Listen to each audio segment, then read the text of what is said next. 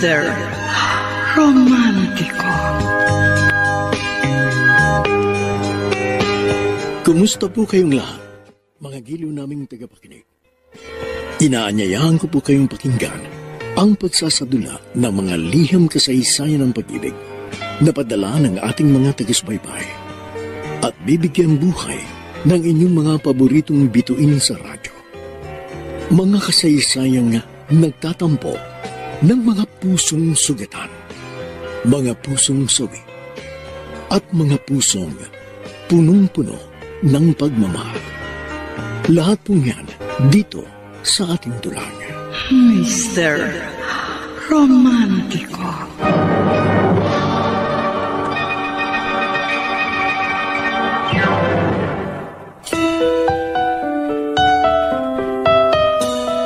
Kung papaanong unti-unting nilalamon ng pigati ang iyong puso't kaluluwa ay dilingin sa aking kaalaman.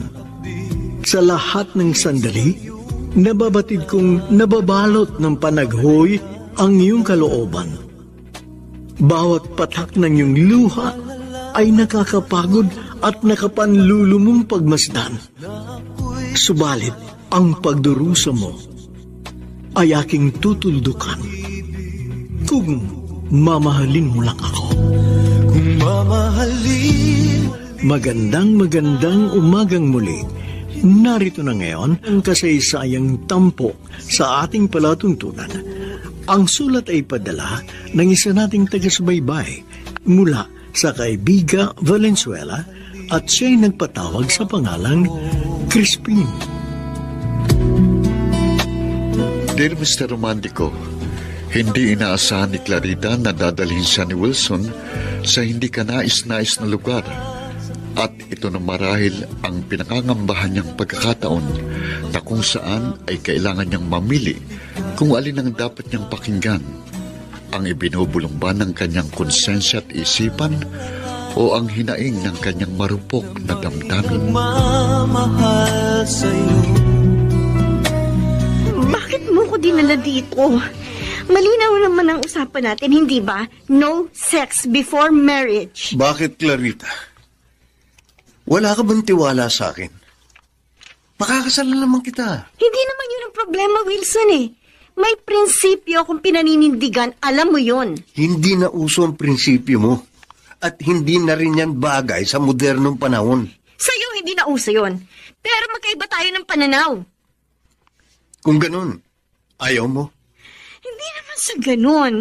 Meron naman tamang panahon sa lahat ng bagay. Kaya hindi ko maibibigay sa ngayon ang hinihiling mo. Sige. Bahala ka. Walang sisiyan. Please, Wilson. Huwag ka naman ganyan. Pinapressure mo ko eh. Okay, sige. Hindi kita pipilitin ngayon. Bibigyan kita ng 1 linggo para makapag-isip at makapaghanda.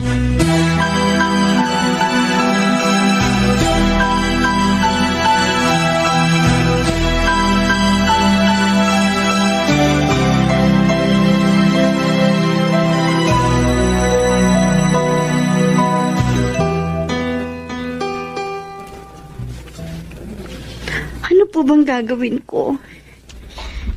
Mahal ko po si Wilson at ayoko mawala siya sa akin. Noon pa man ay nasabi ko na sa iyo ang mga dapat kong sabihin. At may sapat ka ng pag-iisip upang mapag-aralan ko ano bang dapat mong gawin. Pero nalilito nga po ko, inay. Ayoko pagsisihan ng aking magiging pasya. Ano bang mas mahalaga sa iyo? Ang iyong pag-ibig o ang iyong tangal? Pareho po. Pero dumating na nga ang pagkakataon na may isang mawawala. Kaya pumili ka. Kung ano ang iyong isasakripisyo. Pag-ibig pa o dangal? Kung kayo po ang nasa kalagayan ko, ano po ang pipiliin ninyo? Pinagdaanan ko na yang, Clarita. Isinugal ko ang aking dangal. Subalit na wala pa rin ang aking pag-ibig. Nagsisisi po ba kayo? Oo. Nagsisisi ako sa nagawa kong pagkakamali. At ikaw ang naging bunga ng aking kapusukan. Subalit ang pagkakaroon ko ng isang mabait, matino, at masunuring anak, kailanman ay hinding-hindi ko pinagsisisihan.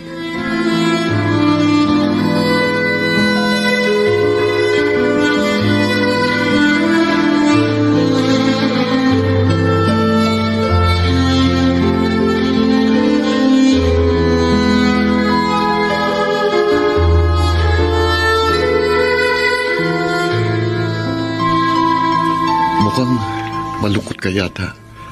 May problema pa? May hinihingi sa akin si Wilson. Isang bagay na hindi ko pa kayang ibigay. Clarita, lalaki rin ako. Kaya alam ko kung anong gusto niyang mangyari. Ano ba may papaya mo sa akin? Isa akong binatang ama kaya wala ako sa katayuan na magpayo kung anong dapat mong gawin. Pero kung ikaw ang nasa sitwasyon ko, anong gagawin mo? Gaya ng nasabi ko, isa akong binatang ama. At kung ano man ang nangyari nung sa amin ng nanay ni Miko, pareho namin ginusto yun. At yun ang malaking pinagkaiba ng sitwasyon ko noon kumpara sa katayuan mo ngayon.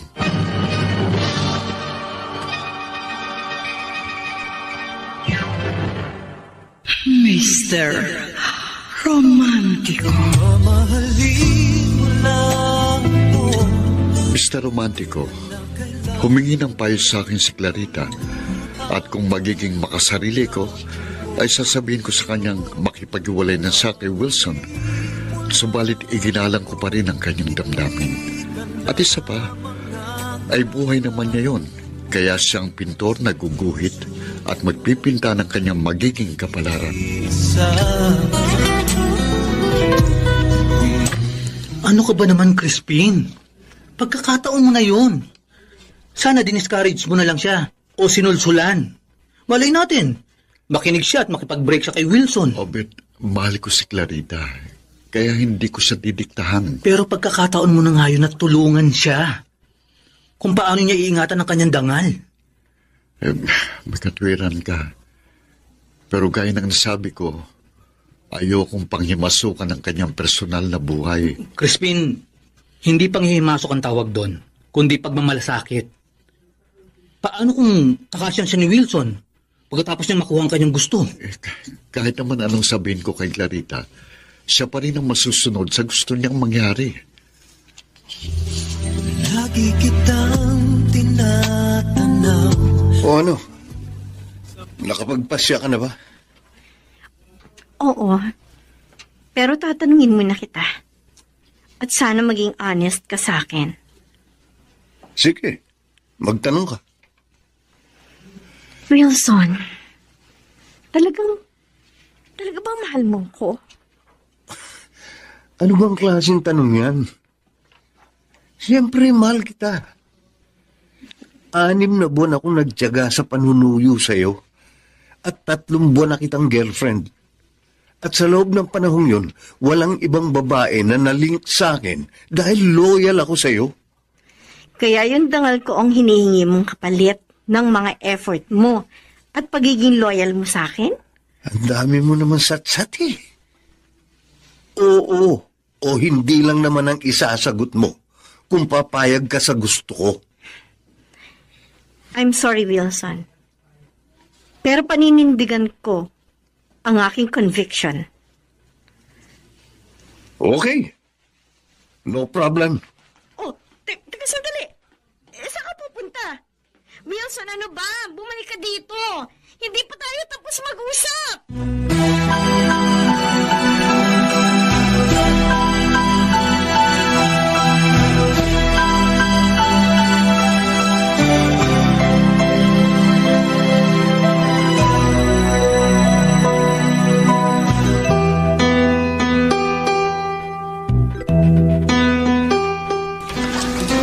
Ano ngayon ang katayuan niyo? Break na ba kayo? Hindi ko alam eh. Basta tumalikod na lang siya. At bigla niya ako nilayasan. Masama siguro yung loob. Ang babaw naman niya. Para siyang batang biglang nagtampo dahil hindi nabigyan ng candy. Ganun na nga. At naninibago ko dahil hindi na siya nagtitext at tumatawag sa akin. At kapag ako naman ang nag-text sa kanya, hindi siya nagre-reply. Hindi rin niya sinasagot ang mga tawag ko. Tingin ko sinasadya niya yun para ipadama sa'yo ang kanyang pagkadismaya.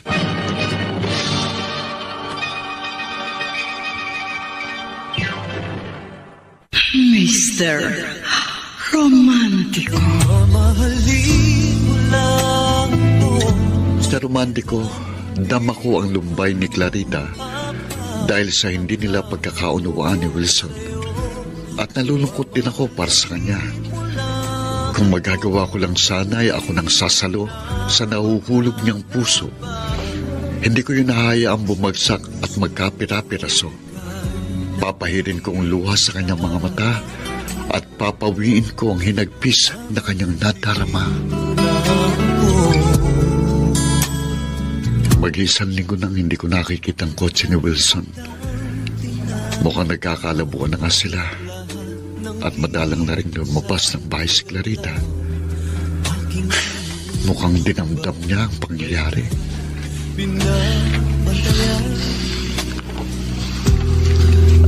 Hirap na po ako, Inay. Labis na po ako nangungulila kay Wilson. Masasanay ka rin, anak. At least walang nangyari sa inyo. Hindi katulad ng ginawa ng tatay mo. Tinakasan niya ang kanyang obligasyon nang malaman niyang buntis ako. Pero hindi ko po alam kung hanggang kailan ako tatagal. Parang gusto ko na pong bumigay. Huwag, anak. Huwag kang susuko. Panindigan mo ang iyong prinsipyo kahit na anong mangyari.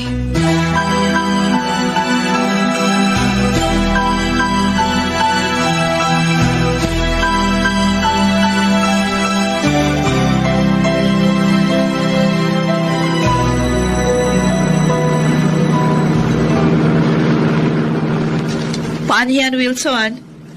Malapit na deadline ng pustahan natin. Kaya malapit na akong magkakotse. Huwag ka muna magdiwang. Ha? It's not yet over. Oo, mag-iisang buwan na kayo na hindi nag-iimikan. Kasama yun sa plano ko, Abby. Just wait and see. Kakagat din si Clarita sa akin patibong. Oh, well. Eto. Tumatawag si Clarita. Hello? Salamat at sumagot ka, Wilson. Akala ko hindi mo na naman ako kakausapin. Bakit ka tumawag? Miss na kasi kita. Oh? Talaga? Oo. Kaya huwag ka nang magtampo. Please. Kung gusto mong mawala ang tampo ko, ibigay mo sa akin ang hinihiling ko. Sige. Payag na ako. Kahit mamaya, pagkatapos ng klase ko. Good. Very good. O sige, susundin kita mamaya sa school. Wow! Grabe, ha? Wala na akong masabi. Bilib na talaga ako sa'yo, Wilson. Alam ko kasing hindi niya ako matitiis. O paano? Di talo ka sa akin? Uy, teka muna. Hindi pa nangyayari. Gawin mo muna. Okay. Mamaya, aabisuhan agad kita. Okay. Good luck na lang sa'yo. Happy honeymoon!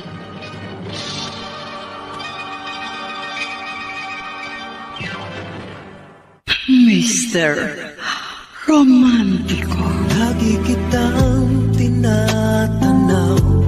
Dear Mr. Romantico, marahil hindi nakayanan ni Clarita ang labis na pangungulila, kaya hindi siya nakatiis at napilitang pagbigyan ang kahilingan ng hayok na laman. Kaya ang tulad niya isang basang sisiw na sinakmal at nilapa ng isang gutom na agila. Sana ay nalalaman mo. Hindi ako makapaniwala, Clarita. Virgin ka pa rin sa edad na 30. Dahil sa'yo ko lang unang ipinagkaloob ang aking pagkababae. Bakit? Wala ka bang naging ibang boyfriend?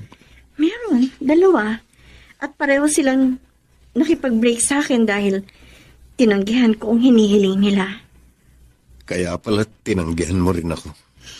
Pero bumigay din ako sa bandang huli. Dahil mahal na mahal kita, Wilson. Kaya sana naman, hindi ko pagsisihan ang aking naging desisyon. Huwag kang mag-alala. Magiging tapat ako sa'yo. Ikaw lang ang mamahalin ko at wala nang iba. Sinabi mo yun, no? Kaya asa ako, tutupad ka sa pangako mo. Hindi lang dito sa kamang ating hinihigaan. Kaya kong patunayan ang aking pagkalalaki.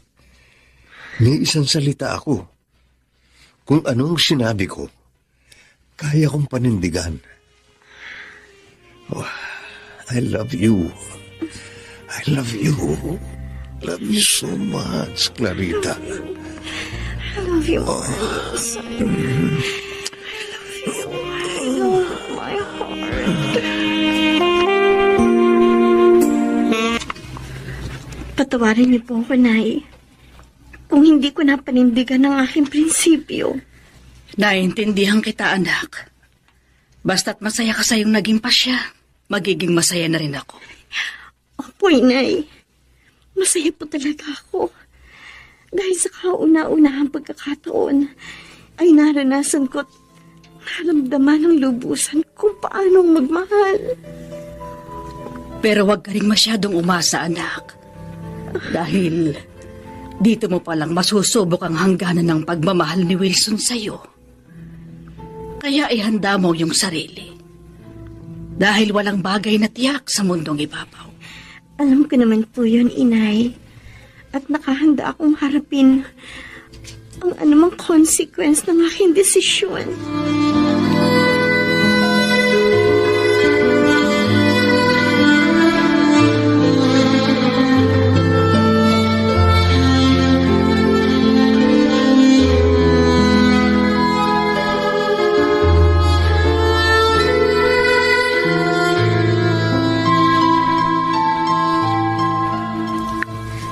O ano, Abby?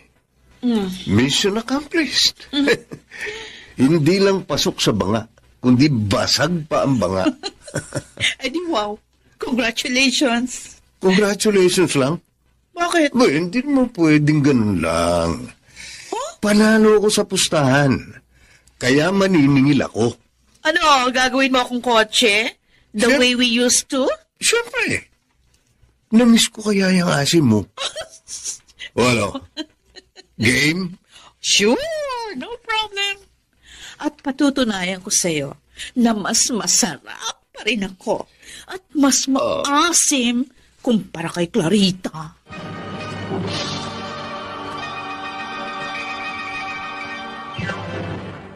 Mr. Romantico. Mamahalin mo lang ako.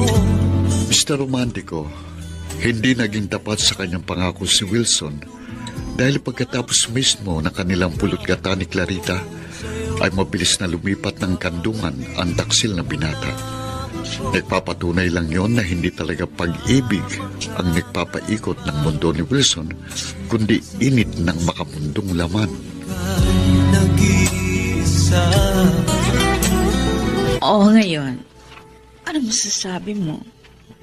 Sino sa amin ni Clarita ang mas yummy? Oy, siyempre, si Clarita. Very obvious namang sariwa pa siya. Samantalang ikaw, malapit ng mabilasa. Uy, grabe siya, ha? Bilasa talagang term na ginamit. Ang sabi ko, malapit ng mabilasa. Kumbaga sa kotse, si Clarita, brand new.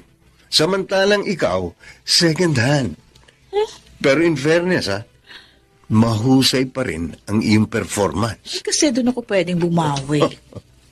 Hindi kaya gawin ni Clarita yung mga ginagawa ko. Kaya kung ikaw naman yung magiging kotse, mas mahusay pa rin akong driver kesa sa kanya. Student permit pa lang yung hawak niya. Kailangan pa siyang turuan. Samantalang ako, meron ng professional driver's license. Kaya kitang i-drive kahit na hanggang doon sa ikapitong langit.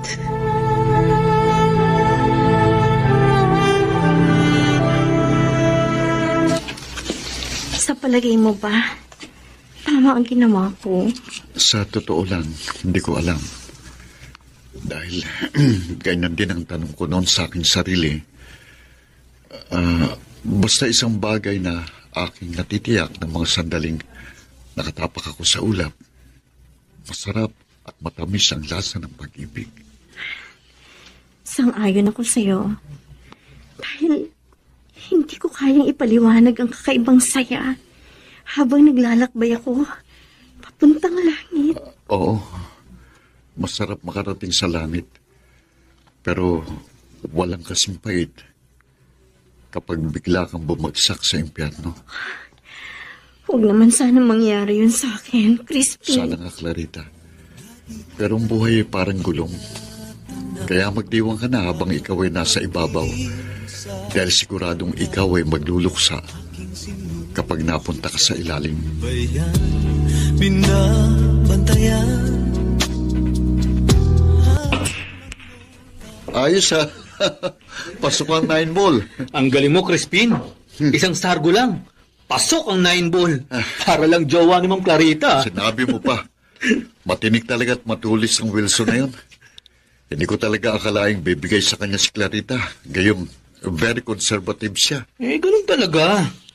Kapag naangkin mo ang puso ng isang babae, lahat ng parte ng katawan niya, maaari mo na rin angkinin. Nagpapatunay lang yun sa isang mensahe ng kanta. Yung kapag tumibok ang puso, wala ka nang magagawa kundi sundin ito. Tama na, sagwa eh. Obet, paano naman ako? Ha? Paano ko susundin ang itinitibok ng aking puso? Yun ang masaklap. Dahil sarado na ang pinto na gusto mong pasukin. At kung bumukas man yun, hindi ka pa rin maaari pumasok. Dahil meron ng tao sa loob.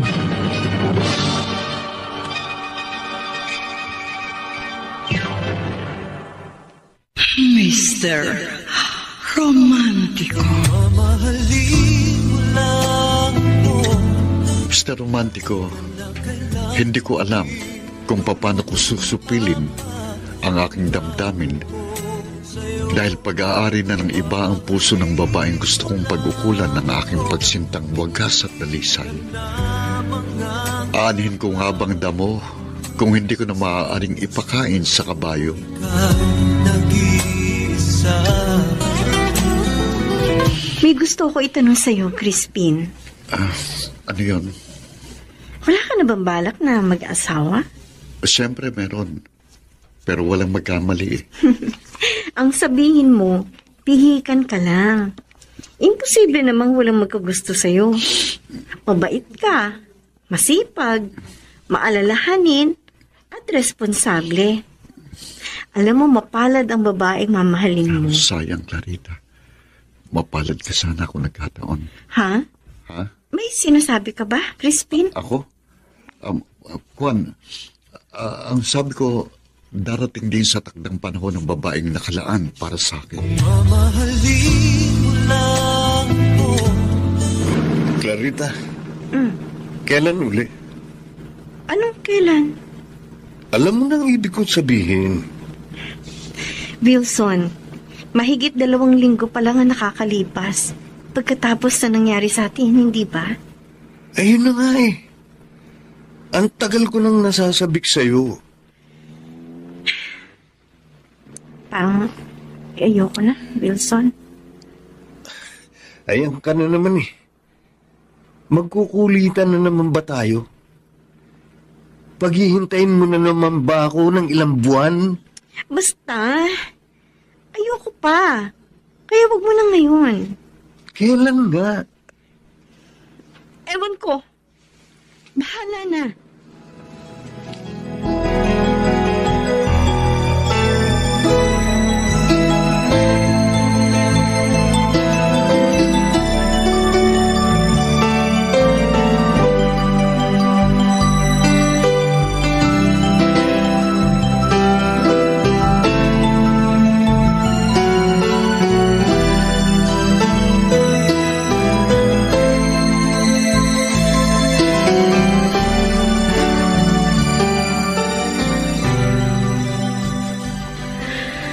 Napapansin ko, anak, habang tumatagal padalang ng magawi rito si Wilson. May problema ba kayo?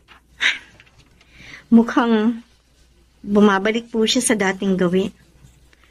2 buwan na pong malamig ang pakikitungan niya sa akin. Bakit nga? May pinagawayan ba kayo? Gusto po kasi niyang maulit yung nangyari sa amin. Pero hindi ko na po siya mapagbigyan. Bakit? Anong problema? Ang sabi mo sa akin, naging masaya ka sa una niyong pagliniig. Oo nga po. Pero... Clarita? Tapatin mo ko, anak. Ano ba nangyayari sa iyo?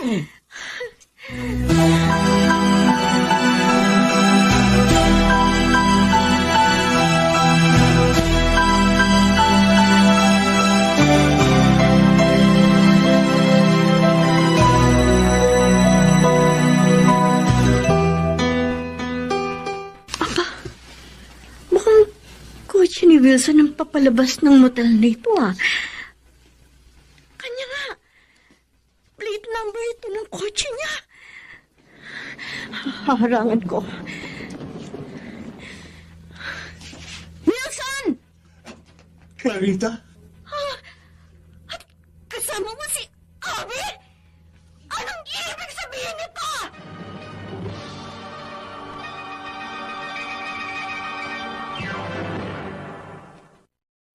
Mr. Romantico. Lagi kitang tinatanaw. Dear Mr. Romantico, noon pa man ay naihanda na ni Clarita ang sarili sa mga hindi ka nais-nais na pangyayari. Subalit hindi pa rin niya maiwasan ang magulangtang dahil siya mismong nakasaksi sa isang krimeng siya rin ang biktima. At paano nga niya pakikitunguhan ang mga salaring ngayon ay nasa kanyang harapan. Na may nagmamahal. Mga walang iya kayo. Kailan niyo pa ako ginagago? Relax ka lang, Clarita. Naglilibang lang kami ni Wilson. Walang personalan. At kailan pa naging libangan na ginagawa ninyong kababuyan? Huminahong ka, Clarita. Let me explain. You have nothing to explain. Dahil malinaw pa sa sikat ng araw ang inyong katangsilan. Huwag mo akong sisihin. Dahil kasalanan mo ito. Hindi mo kasi kayang punan ang aking pangangailangan. Tama si Wilson. Kasi madamot ka. Ay, hindi ko nakasalanan kung mapagbigay ako. Ang galing nyo rin naman, ano? Ako ang biktima dito dahil ako ang niloko ninyo. Pagkatapos ako pa ang pinapalabas ninyong may kasalanan. O sino ba may pagkukulang? Di ba ikaw? Okay, fine. Ako na ang mali. Ako na ang may kasalanan. Kung alam ko lang na aabot tayo sa ganito, dapat pala hindi na kita pinagbigyan noon pa. Sorry ka na lang, Clarita. Dahil nagpauto ka kay Wilson. At nagsalita ang hindi uto-uto. At talagang hindi ako uto-uto. Kasi marunong akong sumugal. Hindi ko itataya ang puso ko kung alam kong dihado ako. At higit sa lahat, hindi ako kasing tanga mo na isang iglap, ipapatalo ang puso at dangal.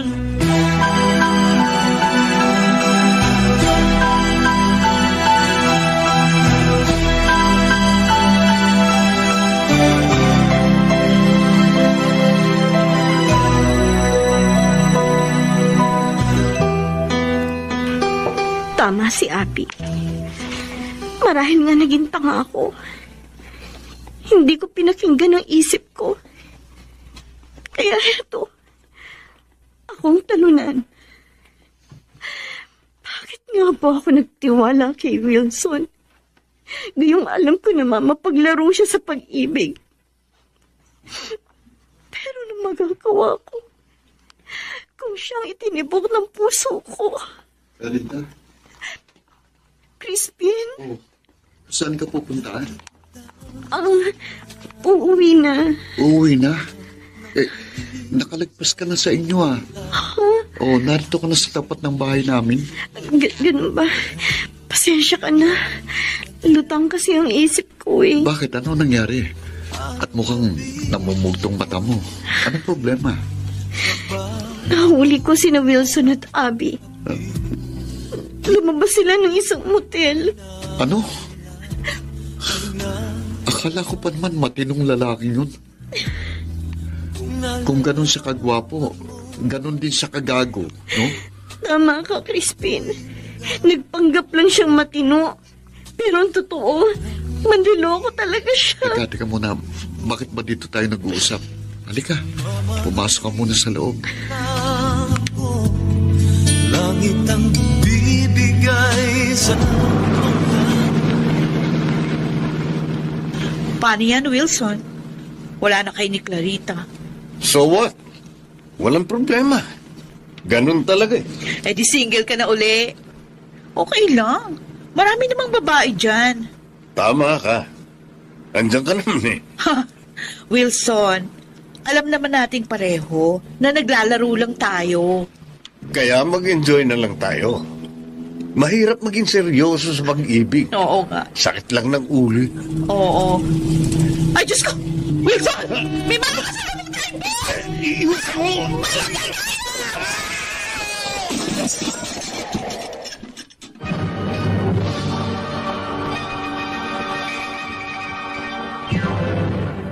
Mr.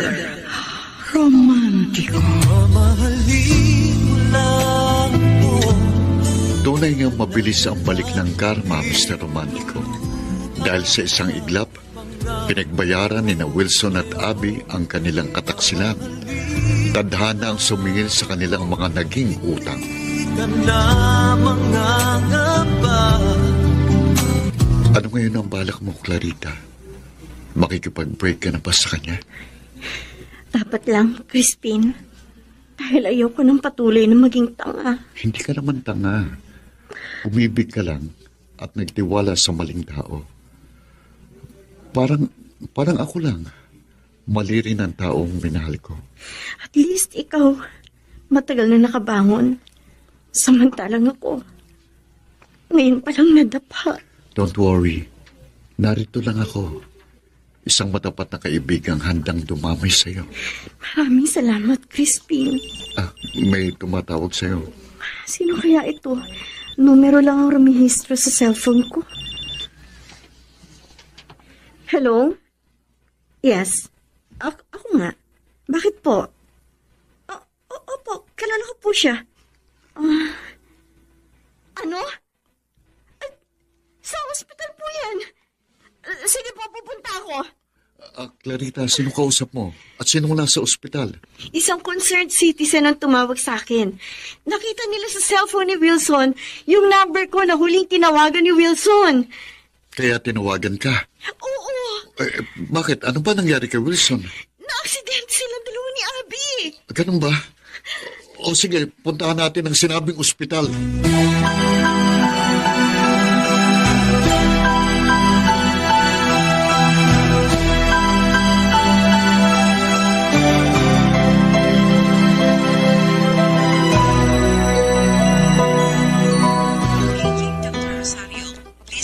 O, anong sabi ng doktor?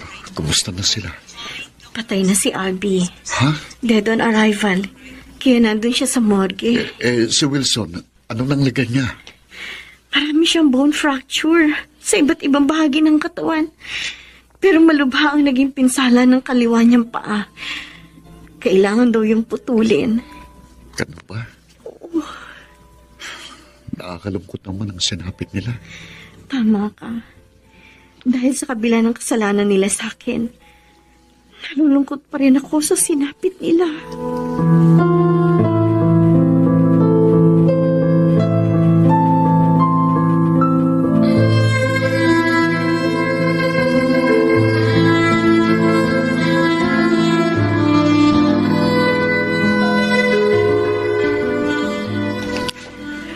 Marahil ay yun ang naging parusa sa kanila ng Diyos, anak. Siguro nga po, inay. Pero labis pa rin po ako nalulungkot at nasasaktan. Bakit kailangan umabot ang lahat sa ganitong trahedya? Dahil yun ang nakatakda. At kung ano ang tinakda ng langit, hindi na natin yun maiiwasan pa. Sa palagay niyo po, inay, ano kayang itinakda para sa akin? Ano po kayang aking magiging kapalaran. Basta, ipagpatuloy mo lang ang pagiging mabuting tao at mabuting anak. At balang araw, magiging mabuti rin at maayos ang iyong kapalaran.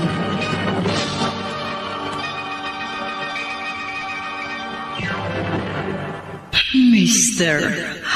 Romantico. Mamahalin mo lang po. Mr. Romantico, magkahalong lungkot at tuwa ang aking naramdaman ng mga sandaling yun. Nalulungkot ako dahil 2 nilalang ang napahamak. Subalit natutuwa rin ako dahil tila umaayon na ang hihip ng hangin sa direksyong gustong tahakin ng aking kapalaran. Ika'y nag-iisa. Malaki ang naging kasalanan ko sa iyo, Clarita. Kaya mabigat din itong naging kaparusahan ko. Sa kabila ng lahat, hindi ko pa rin ginusto ang nangyari sa inyo ni Abby. Clarita, marami akong napagtanto. Hindi lang naman kasi ikaw ang sinaktan ko. Marami sila. Kaya tatanggapin ko ang pangyayaring ito ng maluwag sa dibdib. At nagpapasalamat pa rin ako dahil buhay pa ako. May pagkakataon pa akong ituwid ang aking mga pagkakamali. Tama ka. Dahil marami tayong dapat matutuhan sa mga hindi ka nais-nais na pangyayari sa ating mga buhay. Oo. At nagsisisi na ako sa lahat ng aking mga nagawang kasalanan. Patawarin mo ako, Clarita. Kalimutan mo na yon, Wilson. Basta't magbagong buhay ka na. At ganun din ako. Oo. Oo, Clarita. Malaya ka na. At sana matagpuan mo ang lalaking tunay na magmamahal sa'yo. At hindi ka lolokohin.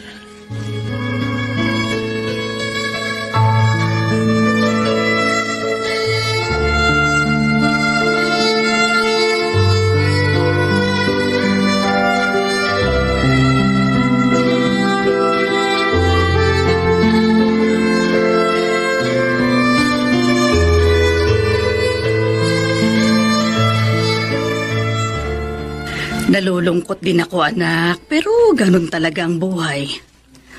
Ano ngayon ang plano mo? Nakipaghiwalay na po ako ng maayos kay Wilson.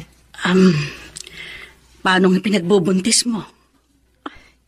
Sino pong may sabing buntis ako? Hindi po, inay. O, hindi ba? Nagdududuwal ka nung isang araw. Tapos ang sabi mo, lagi kang nahihilo. Nagkataon lang po yun. Paano po ako magiging buntis? Regular naman po ang aking monthly period. Ay, ganun ba? Opo. O, edi salamat dahil mali pala ang aking akala. Lagi kitang tinatanaw. Huwag kang mag-alala.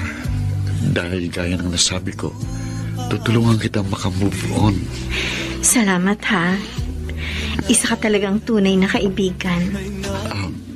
Clarita, higit pa sa isang kaibigan ang turing ko sa'yo. Dahil noon pa man, minahal na kita.